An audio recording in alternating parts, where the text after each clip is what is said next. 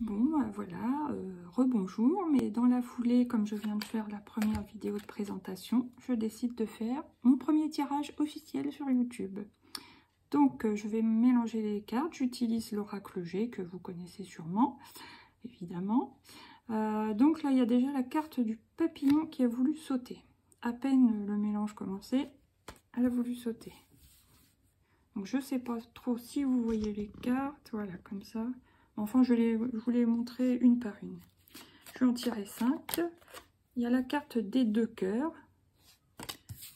Je pose tout et je les interprète après, bien sûr. Donc, moi, je préfère personnellement voilà, les prendre comme ça ne me dérange pas. Hein. Même si je les vois, ça peut me donner parfois des indications. J'en tiens compte certaines fois. Donc,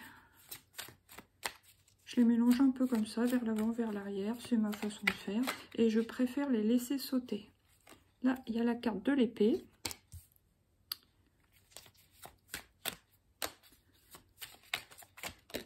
Et la carte de l'escargot. On va en tirer encore une. Et s'il faut, après, on les recouvrira chacune pour en savoir plus. La carte des papiers administratifs. Ok. Donc là, moi, ce que je ressens, déjà, il y a une belle transformation qui s'opère, j'ai l'impression, pour les énergies du moment. Donc, ça doit être assez global. Il y a l'amour. Alors, bien sûr, ça peut concerner l'amour ou ça peut concerner un domaine qui vous passionne, que vous aimez beaucoup. L'épée, bon, bah, d'habitude, c'est plutôt une carte négative, mais là, je la sens pas comme ça. Vu les énergies du moment, il y a beaucoup de yang qui se réveillent, on va dire. Je pense que là, vous avez tranché dans une situation, vous vous affirmez en fait. Vous êtes dans l'action, vous décidez.